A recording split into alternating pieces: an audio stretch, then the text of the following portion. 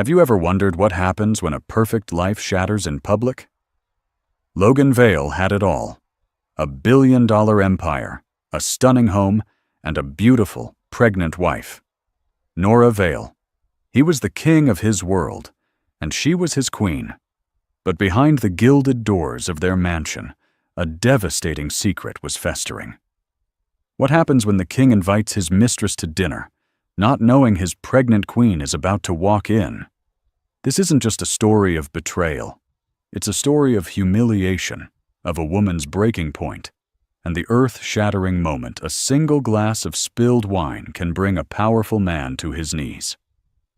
Before we begin, tell us where you're watching from in the comments. We'd love to know. And if powerful stories move you, hit subscribe and turn on the bell. Let's dive in.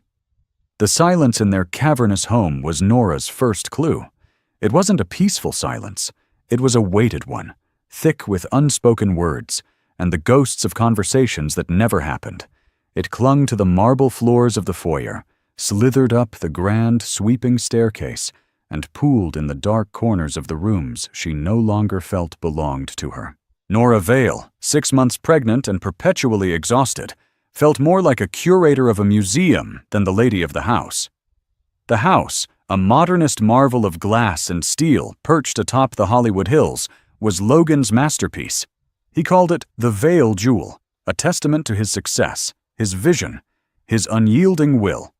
To Nora, it felt like a beautiful, transparent prison, where every move was observable, yet her own heart was invisible. Logan Vale was a man forged in the crucible of Wall Street and refined in the tech boom of Silicon Valley. He was sharp, decisive, and possessed a charisma that could bend reality to his liking.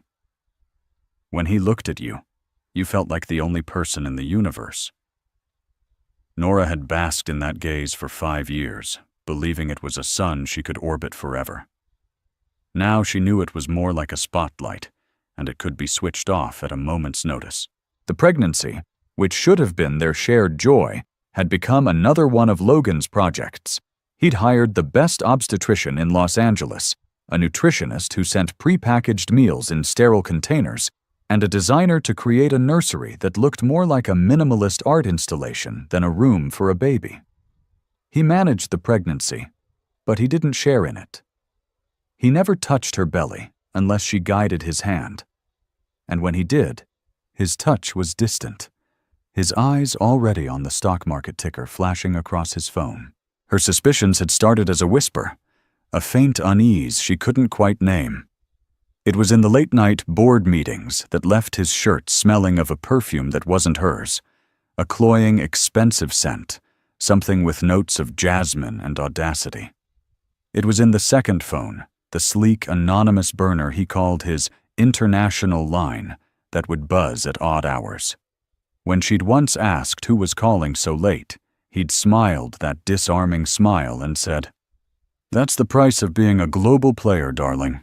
The world never sleeps, but the world," Nora was beginning to realize, had a name, and she suspected that name was Lena. Lena Hart was a name that dripped from the society pages like honey. An art gallery owner with a pedigree as impressive as her portfolio, she was everything Nora was not. Where Nora was quiet, Lena was loud. Where Nora preferred the soft comfort of a cashmere sweater, Lena was always sheathed in something bold and unforgiving. Leather, silk, a slash of crimson lipstick her signature weapon. She was a part of Logan's world in a way Nora had never been. Nora was the beautiful, serene wife, the perfect accessory for galas and charity balls. Lena was his intellectual equal, his sparring partner, a reflection of his own ruthless ambition. Nora had seen them together once, months ago, at a fundraiser. She'd been standing by the bar, feeling whale-like in her couture gown, when she saw Logan leaning in close to Lena. He wasn't just talking. He was consuming her with his eyes, his hand resting on the small of her back, with a familiarity that sent a shard of ice through Nora's heart. Lena had laughed, a throaty, confident sound that cut through the polite chatter of the room, and placed her hand on his chest. It was a gesture of ownership. A brand. When Nora had confronted him later that night, her voice trembling, he had deployed his most potent weapon: gaslighting. "Lena." "Darling, don't be ridiculous," he'd said, loosening his tie as if her accusation was a minor annoyance. "She's a business associate, a very important one. Are you going to start getting jealous of every woman I speak to? It's not a good look, Nora, especially not now. The stress isn't good for the baby." The baby. It was always the baby. Her condition was no longer a source of intimacy, but a shield he used to deflect, to control, to silence her.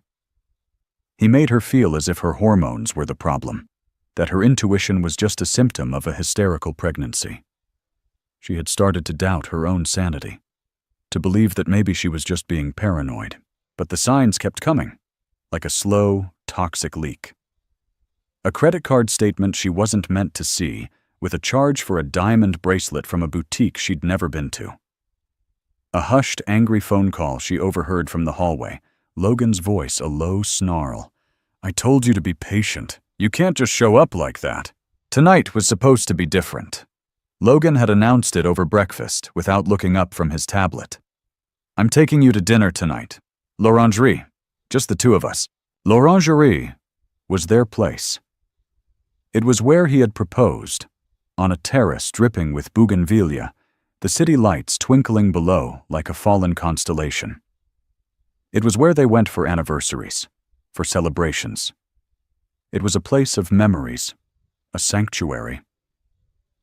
The suggestion felt like an olive branch, a promise to reconnect. A flicker of hope ignited within her. Maybe she had been wrong. Maybe the stress of his latest merger had just made him distant. She spent the afternoon trying to recapture the woman he had fallen in love with. She had a long bath, the scent of lavender filling the enormous marble bathroom. She chose a dress with care, a deep sapphire silk that draped elegantly over her baby bump, making her feel graceful rather than cumbersome. She styled her blonde hair in soft waves and applied her makeup with a hand that was surprisingly steady. As she looked at her reflection, she saw a glimmer of the old Nora, the woman who was confident, loved, and secure. Logan was waiting for her downstairs, a glass of whiskey in hand. He looked up as she descended the stairs, and for a moment, his eyes held that old, familiar warmth. "You look breathtaking," he said, his voice a low purr. He kissed her, a brief, passionless press of lips. "Ready to go?" The drive down the winding canyon roads was quiet, but this time it was a comfortable silence. Nora allowed herself to relax, to believe. She rested a hand on her belly, where the baby was kicking softly, a secret conversation between the two of them. She watched Logan's handsome profile, the strong line of his jaw illuminated by the passing streetlights, and thought, "We can fix this. We have to." L'Orangerie was as magical as she remembered. The maître d', a stately man named Jean-Luc, greeted them with a familiar smile.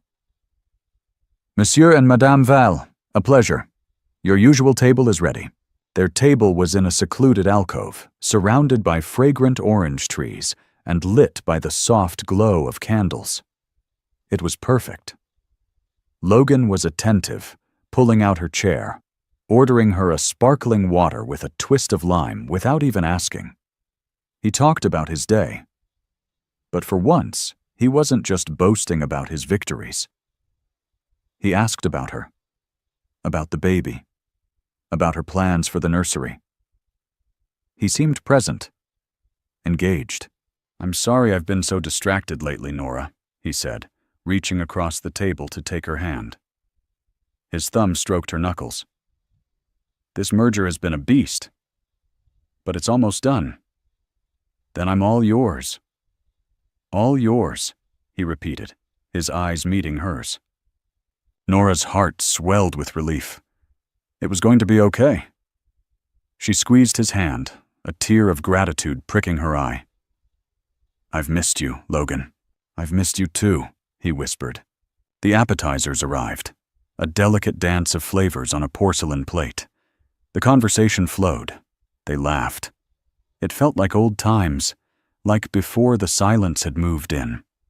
Nora felt the tight knot of anxiety in her chest finally begin to loosen. It was as the waiter was clearing their plates that the world tilted on its axis. "Logan, darling, I thought that was you." The voice was unmistakable, throaty, confident, and dripping with a proprietary familiarity. Nora's head snapped up. Standing by their table, a vision in a fire engine red dress that clung to her like a second skin, was Lena Hart. She wasn't looking at Nora. Her eyes, a startling shade of emerald green, were locked on Logan. A wide, predatory smile played on her crimson lips. Nora's blood ran cold. This was no coincidence. The world didn't shrink this conveniently, not even in a city as incestuous as Los Angeles. Logan's reaction was a study in controlled panic. A flicker of shock, quickly masked by a cool, charming smile. He dropped Nora's hand as if it were hot coal. "Lena, what a surprise," he said, his voice a little too loud, a little too jovial. He stood up, a perfect gentleman. "I was just having a drink at the bar and saw you two tucked away back here." Lena purred, her gaze finally sliding over to Nora. It wasn't a glance. It was an assessment, a dismissal. Her eyes lingered for a fraction of a second on Nora's swollen belly, and a flicker of something, triumph, pity, crossed her face. "You must be Nora. Logan has told me so little about you." The insult was as sharp and precise as a surgeon's scalpel. "So little about you." As if she were a footnote in her own husband's life, Nora felt the blood drain from her face. She looked at Logan, pleading with her eyes for him to say something, to fix this, to draw a line in the sand. Tell her to leave. Tell her she's mistaken. Tell her who I am. But Logan just stood there, trapped between his wife and his mistress, his charming smile frozen on his face. "Nora, this is Lena Hart, a colleague." Colleague. The word was a lie, a pathetic, flimsy shield. Lena extended a perfectly manicured hand, her diamond bracelet, the one from the credit card statement, flashing under the candlelight. "A pleasure to finally meet you," she said, her voice laced with a sweetness that was more poisonous than venom. Nora couldn't bring herself to take the offered hand. Her own hands were trembling in her lap. She felt the baby give a sharp, sudden kick, as if it, too, could sense the poison in the air. "Why don't you join us?" Logan said suddenly, the words tumbling out of his mouth before he could stop them. It was a fatal miscalculation, a desperate attempt to normalize an impossible situation. He was trying to manage it, to control the narrative, just as he managed everything else. Lena's smile widened. "I'd love to. I was just about to have dinner myself." Without waiting for a response from Nora, she gracefully slid into the booth, right next to Logan, her thigh pressing against his.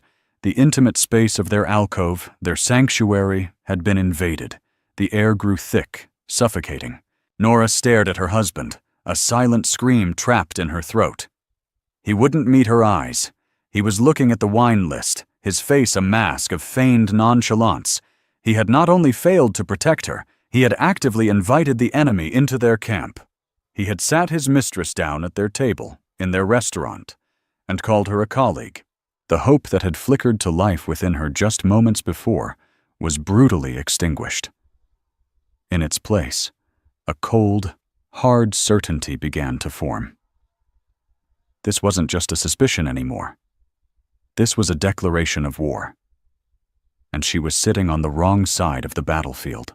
The waiter returned, his professional smile unwavering, oblivious to the emotional carnage unfolding in the candlelit alcove. "Are we ready to order another bottle of wine, monsieur?" "Absolutely!" Logan boomed, seizing the distraction.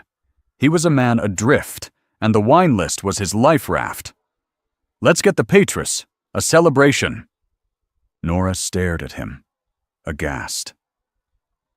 The Petru was their wine, The wine he had ordered the night he proposed. It cost more than most people's monthly rent. To order it now, with her here, was not just an insult. It was a desecration. A celebration. "What are we celebrating, darling?" Lena asked, leaning in closer to Logan, her voice a seductive whisper that was meant for Nora to hear. She ran a single, red-nailed finger down the lapel of his jacket. Logan cleared his throat, finally daring a glance at Nora. His eyes were pleading, desperate. "Play along, please, just play along." But Nora's face was a mask of stone. The ability to play along, to be the good, quiet wife, had been stripped from her. "The merger," Logan said, his voice strained. "It's finally complete. A huge win for the company." "Oh, I know all about the merger," Lena said, her gaze sliding to Nora, a smug, knowing look in her eyes. "Logan and I pulled many a late night getting that deal across the finish line, didn't we, Elle?" Elle. The casual intimacy of the nickname was another twist of the knife. Nora felt a wave of nausea so intense she had to grip the edge of the table. The prepackaged meal from the nutritionist churned in her stomach. She could feel the color draining from her face, the room starting to spin. The sommelier arrived with the bottle of Petrus, presenting it to Logan with the reverence reserved for a holy relic. The ritual of it all, the careful uncorking, the splash of deep ruby liquid into a glass for Logan to taste, felt like a grotesque parody. Logan swirled the wine, sniffed it, and nodded his approval, a king presiding over a court that was crumbling around him. "Excellent," he declared. The sommelier poured 2 glasses, one for Logan, one for Lena. He then turned to Nora, a bottle of sparkling water in hand. "And for Madame? She'll have a glass of the wine," Lena said, her voice sharp and commanding. She waved a dismissive hand at Nora's belly. "Oh, come on. A little sip won't hurt the... European women do it all the time. You Americans are so puritanical." The sheer audacity of it stole Nora's breath. This woman, this stranger who was sleeping with her husband, was now dictating what she should and should not drink during her pregnancy. She was trying to paint Nora as a hysterical, overprotective mother-to-be, a cliché. Nora looked to Logan, expecting, praying for him to intervene. This was his chance. A simple, "No, Nora isn't drinking," would suffice. It would be a small gesture, but it would be something. It would be a sign that he still saw her, that she still mattered. Logan hesitated. He looked from Lena's challenging smirk to Nora's pale, desperate face. He opened his mouth, then closed it again. He was paralyzed, a coward caught in the crossfire. His silence was his answer. It was the most damning answer of all. In that moment, something inside Nora snapped. It wasn't a loud, violent break, but a quiet, seismic fracture. The years of being managed, of being silenced, of having her feelings dismissed as hormonal or irrational, coalesced into a single point of unbearable pressure. The woman who had spent the afternoon trying to be graceful and beautiful was gone. The woman who had hoped for reconciliation was gone. All that was left was a raw, primal instinct for self-preservation. She had to get out. She couldn't breathe. The jasmine and audacity of Lena's perfume was choking her. The weight of Logan's betrayal was crushing her. She pushed her chair back, the legs scraping harshly against the stone floor. The sound was jarring in the hushed, elegant restaurant. Both Logan and Lena turned to look at her. "I'm not feeling well," Nora said, her voice a low, trembling whisper. It was the only sound she could manage. "I need some air." She stood up, her body unsteady. Her hand, clumsy and uncoordinated, reached for her purse on the table. And in that single, fumbling movement, her arm brushed against the slender stem of Lena's wine glass. Time seemed to slow down. She saw the glass wobble, a precarious dance on the edge of the white linen tablecloth. She saw the deep red liquid, the sacred celebratory Petrus, slosh against the crystal. And then, with a horrifying, inevitable grace, it tipped.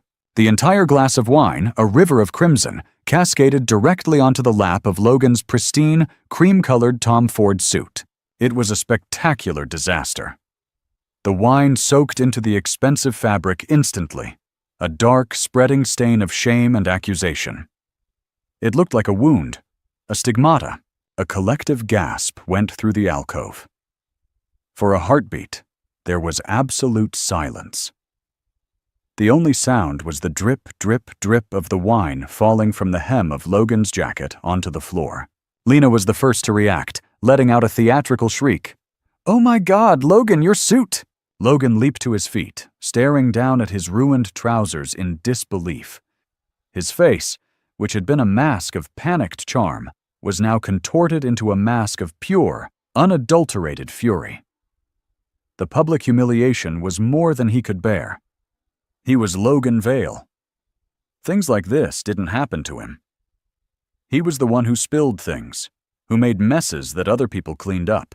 He looked up at Nora, and the look in his eyes was terrifying. The mask was gone. The charm was gone. All that was left was a cold, reptilian rage. He saw not his pregnant wife, but the agent of his public disgrace. "What the hell did you just do?" he hissed, his voice low and venomous, so only she could hear. But Nora barely heard him. She was staring at the stain, at the beautiful, ugly, perfect mess she had made. It wasn't an accident. She knew that in the deepest part of her fractured soul. It was a release. It was a scream made visible.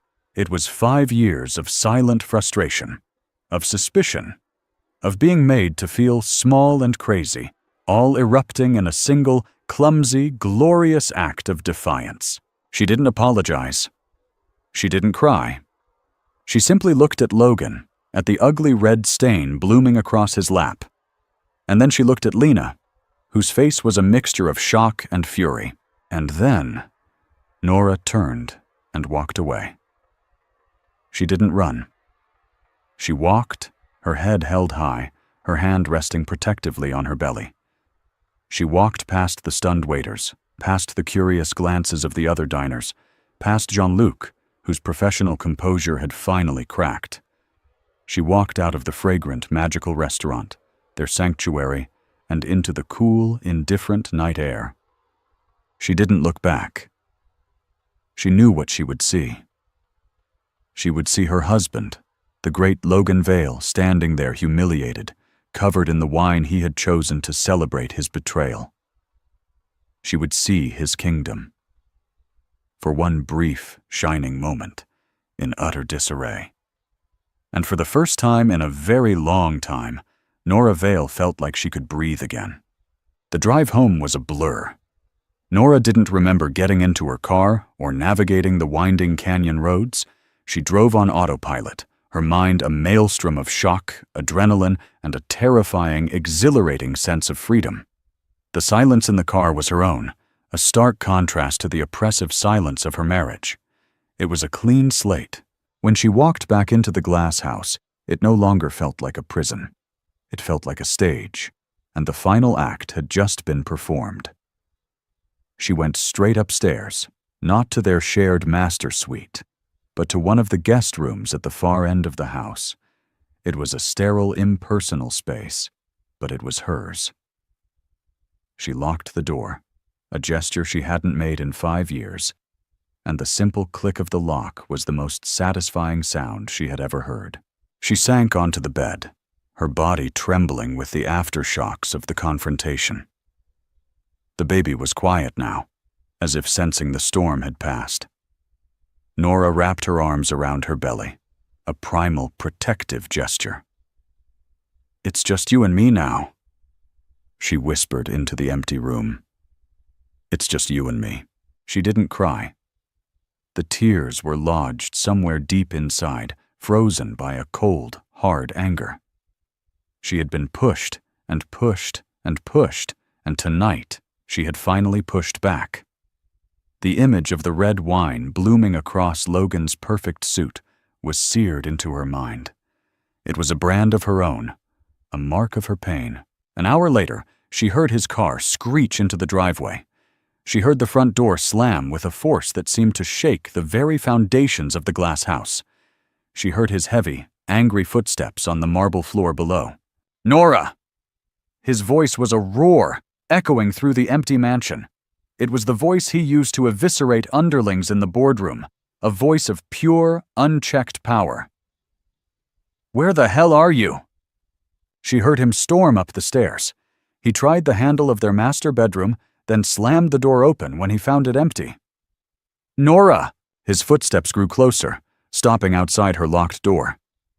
He rattled the handle, a violent, impatient sound. "Open this door. Right now." Nora stayed silent, her heart hammering against her ribs. She was afraid, but it was a different kind of fear than she had ever known. It wasn't the fear of a meek wife cowering from her husband's displeasure. It was the fear of a cornered animal that had just discovered it had claws. "Nora, I am not going to say it again!" he bellowed, his fist pounding against the wood. "You embarrassed me! You humiliated me in front of everyone, in front of Lena! Do you have any idea what you've done?" "I know exactly what I've done," she thought. "I've finally shown you who I am." His rage was not about a ruined suit. It was about his loss of control. He had orchestrated the evening, confident he could manage both women, keeping them in their separate, designated boxes. He had underestimated her. He had assumed her silence was weakness. Her compliance was contentment. He had never imagined she was capable of such a messy, public, and beautifully defiant act. His pounding continued for another minute, a furious, impotent rhythm. Then silence. She heard him muttering, cursing. She heard him stomp back down the stairs. A few minutes later, she heard the roar of his sports car as he tore out of the driveway and back into the night. He was running back to Lena, she knew. Back to the woman who understood his world, who wouldn't challenge him, who would soothe his bruised ego and tell him how right he was, how crazy his pregnant wife had become. Left in the echoing silence, Nora finally allowed herself to break. The frozen tears thawed, and she began to sob. Not the quiet, stifled sobs of a victim, but the great, shuddering, cleansing sobs of a survivor.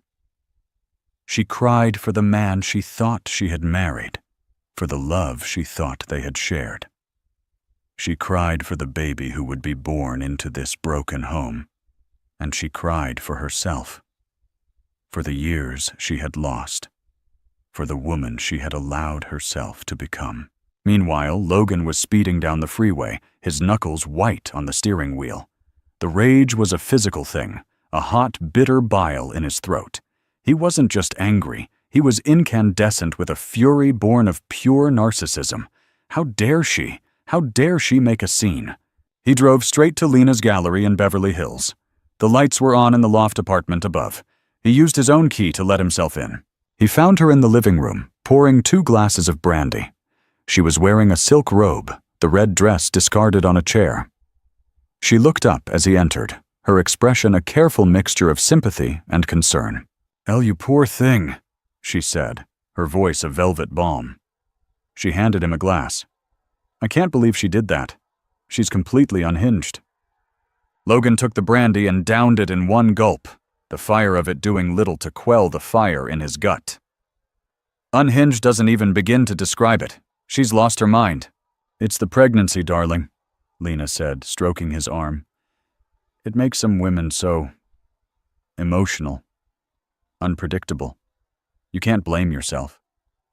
But he did blame himself. Not for the affair, not for the lies, but for his own miscalculation. He had thought he could have it all. The perfect, respectable wife and the exciting, intelligent mistress. He had thought he was smart enough to keep his 2 worlds from colliding. Tonight had been a catastrophic failure of management, and Logan Vale did not fail. "She did it on purpose," he snarled, pacing the room like a caged tiger. "I saw it in her eyes. She wanted to humiliate me." "Of course she did," Lena agreed, her voice smooth and persuasive. "She's jealous. She knows she can't compete with me, with us. She's a small provincial woman, and she's terrified of losing you." This was a desperate, pathetic cry for attention. Every word she spoke was designed to soothe his ego, to reinforce his narrative. She was recasting the evening's events, painting Nora as the villain, the hysterical shrew, and him as the long-suffering husband. It was exactly what he wanted to hear. "What are you going to do?" Lena asked, her hand moving from his arm to his chest. Logan looked at her beautiful, clever face. She was his equal. She was a reflection of his own ambition. She would never embarrass him like that. She was part of the life he wanted, the life he deserved. Nora, with her quiet judgments and her inconvenient pregnancy, was an anchor, holding him back. "I'm going to end it," he said, the decision crystallizing in his mind, cold and hard as a diamond. "I'm done." Lena's smile was slow, triumphant. "I think that's a very wise decision," she said, her lips finding his, as Logan lost himself in Lena's embrace, trying to erase the stain of his humiliation. He was oblivious to the profound shift that had occurred. He thought he was taking back control. He thought he was cutting a liability from his portfolio. He couldn't comprehend that the woman he was discarding had just found a strength he never knew she possessed. He thought he was winning, but in reality, he had just lost everything that truly mattered. The glass house he had built so carefully was about to shatter, and he was the one who had thrown the first stone. The days that followed were a war of attrition fought by lawyers. Logan, true to his nature, went on the offensive. He had Nora served with divorce papers the very next day. The documents were delivered by a cold-faced courier to the glass house, a thick, intimidating manila envelope that felt like a bomb. The terms were brutal. Logan was leveraging a prenuptial agreement that Nora had signed in a haze of love and trust 5 years ago. It was an ironclad document designed to protect his burgeoning empire, leaving her with a pittance, a fraction of what she was entitled to after 5 years of marriage. He was trying to starve her out, to force her into a quick, quiet surrender. He offered a settlement that was generous by normal standards, but insulting given his vast wealth. It came with a condition, a non-disclosure agreement so restrictive it would essentially erase her from his history. She would be a ghost. His strategy was clear: to paint her as the unstable, irrational party. His lawyer, a shark in a bespoke suit named Owen Black, leaked carefully curated stories to the gossip columns. They hinted at a troubled marriage, at Nora's erratic behavior during the pregnancy. The wine incident was spun into a tale of a hysterical outburst, a public meltdown. They were trying to discredit her, to isolate her. For the first week, Nora felt like she was drowning. The legal jargon, the veiled threats, the public character assassination. It was an overwhelming assault. She stayed locked in the guest room, the house a constant humming reminder of Logan's power. She felt small, helpless, a pawn in a game she didn't know how to play. The turning point came not from a lawyer, but from her sister, Maya. Maya was a social worker in Chicago, a woman grounded in a reality a million miles away from the gilded cage of Los Angeles. When Nora finally found the courage to call her, her voice cracking as she recounted the story, Maya didn't offer pity. She offered fury. "That son of a bitch," Maya said, her voice a righteous roar over the phone. "He thinks he can just buy your silence? He thinks he can throw money at you and make you disappear? Oh, hell no. We are not letting that happen." The next day, Maya was on a plane. She arrived at the glass house like a force of nature, her sensible shoes and determined expression a stark contrast to the sterile opulence of the place. She took one look at her pale, trembling sister, and her first act was to march into the kitchen, past the nutritionist-approved meals, and make a pot of coffee and a plate of scrambled eggs. "First you eat," she commanded. "Then we fight." Maya was the anchor Nora needed. She helped her find a lawyer, not a slick corporate shark like Owen Black, but a woman named Ava Reed, a renowned family law attorney known for her tenacity and her refusal to be intimidated by wealth. Ava was a small, formidable woman with intelligent eyes that missed nothing.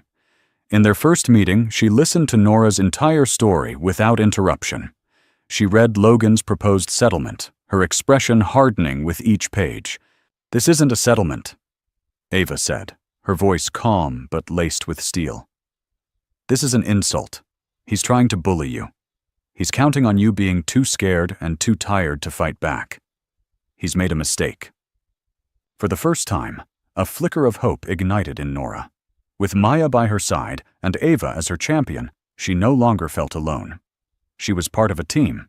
The first step was to leave the glass house. It was Logan's territory, a psychological battlefield where she was at a constant disadvantage. Maya helped her pack. They didn't take the designer clothes or the expensive jewelry. They packed her personal belongings, the sentimental things that Logan had always dismissed as clutter. Her books, her photographs, a box of letters from her grandmother. They were reclaiming her identity, piece by piece. She found a small, furnished bungalow in Santa Monica, a few blocks from the beach. It was modest, a world away from the palatial emptiness of the Hollywood Hills, but it was filled with light and the sound of the ocean. For the first time in months, Nora felt like she had a home. As the legal battle raged on, Nora focused on her health and the baby. She fired the nutritionist and the celebrity obstetrician. She found a local midwife, a warm, down-to-earth woman who talked to her about birth plans and breathing exercises, not just risk factors and liability. She started walking on the beach every morning, the salt spray on her face feeling like a baptism. She was slowly, painfully, coming back to herself. Meanwhile, Logan's world was not as perfect as he had imagined. His victory in securing the merger felt hollow. The public nature of the divorce was a blemish on his carefully crafted image. His board of directors, a group of old-money conservatives, were not impressed by the gossip column headlines. They valued stability, discretion. A messy public divorce from a pregnant wife was not discreet. Lena, too, was not the perfect partner he had envisioned. Now that she had won, a certain hardness had emerged. She was possessive, demanding. She was constantly pushing for them to make their relationship public, to be seen at all the right places. She was trying to cement her position as the new Mrs. Vale. But Logan found himself hesitating. The victory felt tainted. He started thinking about Nora, not the hysterical woman from the restaurant, but the woman he had first fallen in love with.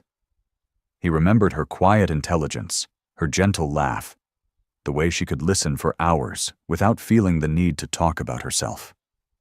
He had mistaken her serenity for a lack of ambition, her kindness for weakness. He was beginning to see that her strength was just of a different kind, a quiet, resilient strength that he had tried and failed to break. The hidden motive for his cruelty, he was forced to admit in the lonely hours of the night, was fear. He had been terrified of the baby, of the profound, irreversible change it represented. The baby was not something he could control, not a deal he could manage. It was a lifetime of responsibility, of vulnerability. It required a part of himself he had long ago buried, his heart. Lena was safe. She was all sharp edges and ambition, a mirror of himself. She would never ask for his heart, only for his status and his wealth. Nora, and the baby she carried, asked for everything. His redemption began not with a grand gesture, but with a small, private act of contrition. He was in his office late one night, unable to sleep, when he came across a file for a charitable foundation he had set up for tax purposes and then promptly forgotten. It was a foundation for underprivileged children. On a sudden impulse, he called his CFO and authorized a massive, anonymous donation, enough to fund the charity for the next decade. It was the first thing he had done in years that wasn't for his own gain, and it felt good. It was a flicker of light in the darkness of his own making. The legal battle came to a head not in a courtroom, but in a sterile conference room. Logan and Owen Black sat on one side of a long mahogany table. Nora, Ava, and Maya sat on the other. Nora was now 8 months pregnant, her belly a proud, defiant statement. She was no longer the pale, trembling woman from the restaurant. She was calm, composed, her gaze steady. Logan had come prepared for a fight, for a negotiation. He was ready to increase the settlement, to throw more money at the problem until it went away. But Ava Reed didn't want to talk about money. She slid a single piece of paper across the table. It was a photograph. A grainy paparazzi photo, but the image was clear. It was Logan and Lena, kissing on the terrace of a hotel in Paris. The date stamp on the photo was from 6 months ago, the day of their 5th wedding anniversary, a day Logan had claimed to be in a critical negotiation in Zurich. Logan's blood ran cold. He had been so careful. How had they gotten it? "My client is not interested in your settlement, Mr. Vale," Ava said, her voice quiet but firm. "She is interested in a fair and equitable dissolution of the marriage. The prenuptial agreement has an infidelity clause, a clause which you seem to have forgotten. This photograph, along with sworn affidavits from the hotel staff, makes that clause enforceable. We are prepared to take this to trial.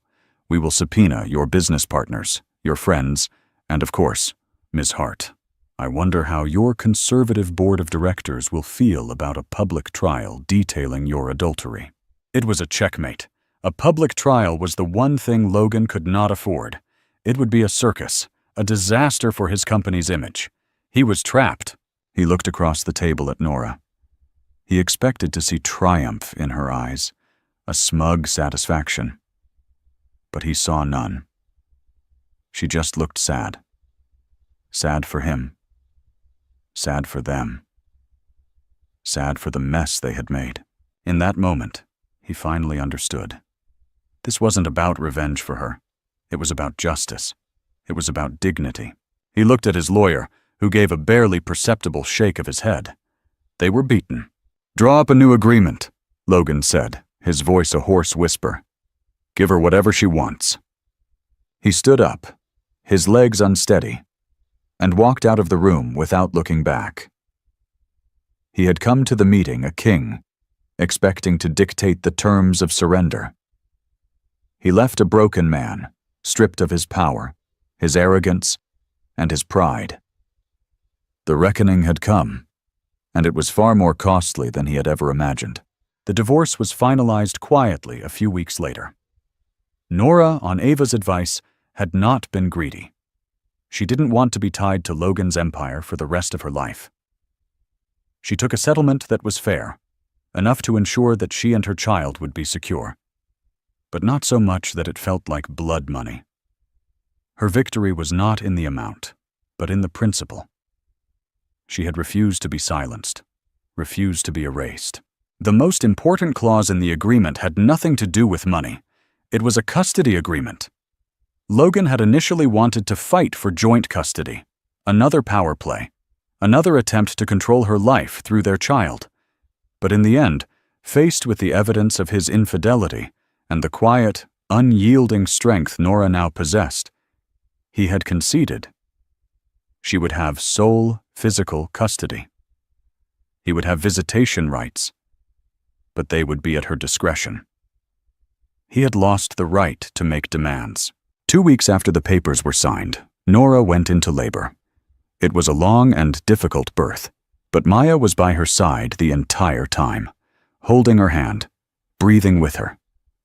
And when she finally held her daughter for the first time, a tiny, perfect creature with a tuft of dark hair and her father's startlingly blue eyes, Nora felt a love so fierce and so profound it eclipsed everything else. She named her Kai. It was a name that felt like a prayer, a promise.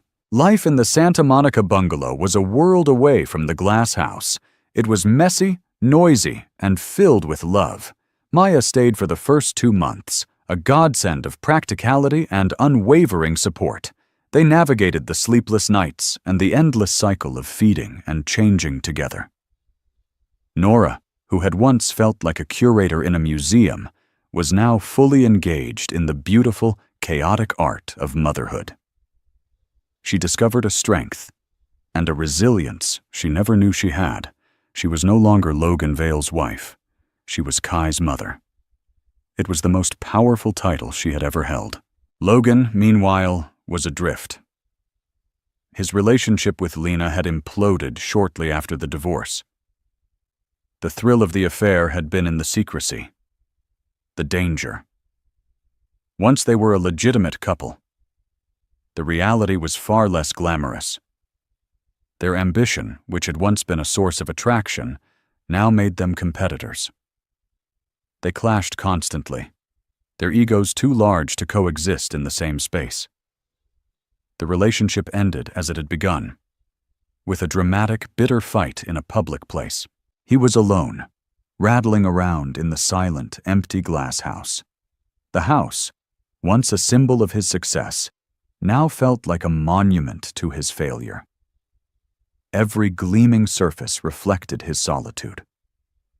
He had everything he had ever wanted, the money, the power, the empire, but he had never felt more empty. He thought about Kai. He had seen the pictures Nora had sent him, as per their agreement. A tiny, swaddled bundle, a small, sleeping face. He felt a pull, a yearning that was completely foreign to him. It was not a desire for ownership or control. It was something softer, something more terrifying. It was love. He knew he had no right to be in her life. He had abdicated that right when he had chosen his ego over his family.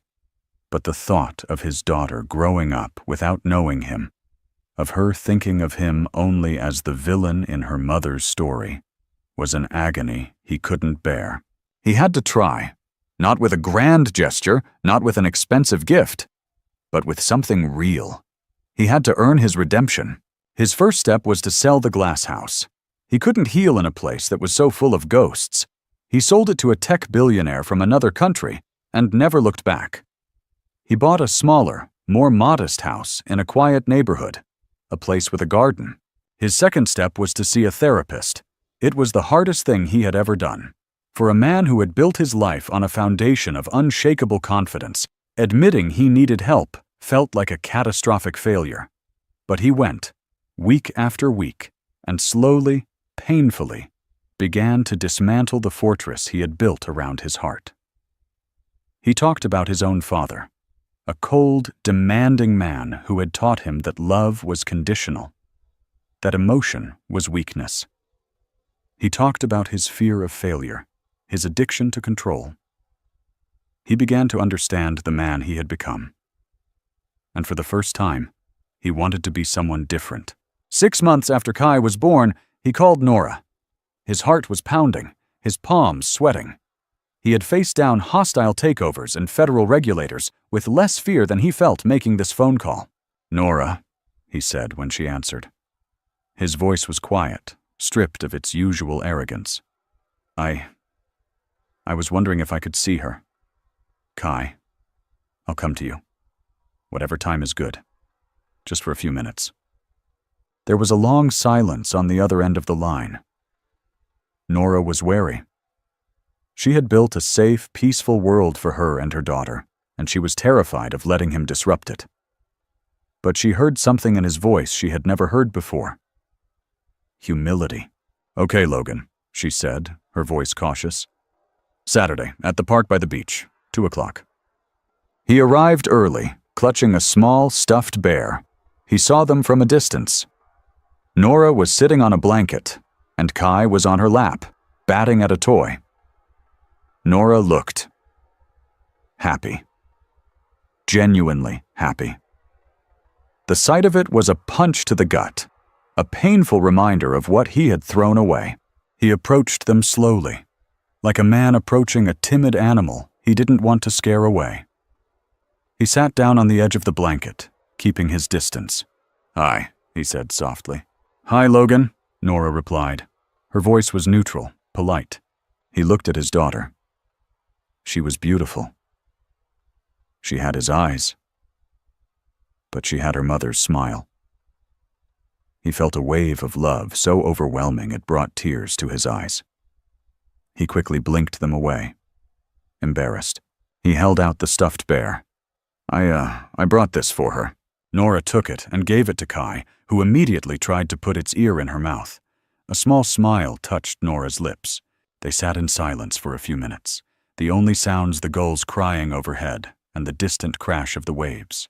"I'm sorry, Nora," Logan said finally, the words raw and difficult. "For everything. Not just for Lena. For the way I treated you. For the man I was.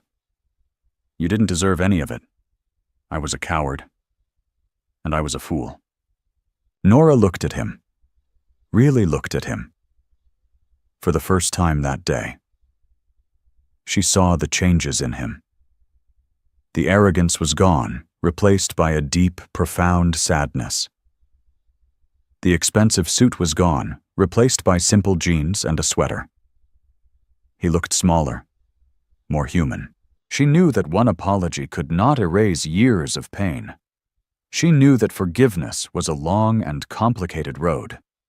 But she also knew that the man sitting in front of her was not the same man who had humiliated her in that restaurant. He was trying. "Thank you for saying that, Logan," she said quietly. "It wasn't forgiveness. It wasn't absolution. But it was a start. It was a single, fragile bridge across a vast canyon of hurt." He stayed for another hour. He didn't try to hold Kai. Didn't push for more than Nora was willing to give. He just watched her, his heart aching with a mixture of love and regret. When it was time to go, he stood up and looked at Nora. Can I do this again?" he asked, his voice full of a vulnerability she had never seen in him. Nora looked down at her daughter, who was now sleeping peacefully in her arms. Kai deserved to know her father, but she deserved to know the best version of him. Perhaps this man, this broken, trying man, could become that version. "We'll see, Logan," she said, "one day at a time." It was all he could ask for. He nodded, gave them one last lingering look, and walked away. He knew his path to redemption would be long. He had shattered his family, his marriage, and himself. But as he walked away from the beach, he felt something he hadn't felt in a very long time. It wasn't the thrill of a victory or the satisfaction of a successful deal. It was something much quieter, much more profound. It was hope. Nora watched him go, a complex mixture of emotions swirling within her. The glass house had been shattered, but in the breaking, the light had finally gotten in. Her future was no longer a gilded cage, but an open sky. And for her, and for Kai, it was a sky full of possibilities. The story wasn't over. It was just beginning. That single, shattering moment in the restaurant was not the end of Nora's story. It was the beginning. It was the catalyst for a journey of incredible strength, of finding her voice, and of rebuilding a life on her own terms. Logan, the man who had everything, had to lose it all to finally find himself. Their story is a powerful reminder that our deepest wounds can sometimes lead to our greatest transformations. If their emotional journey from betrayal to redemption moved you, please give this video a like and share it with someone who loves a story about the resilience of the human heart. And don't forget to subscribe and hit the notification bell for more real-life dramas and compelling stories. What did you think of Nora's choice in the end? Let us know in the comments below.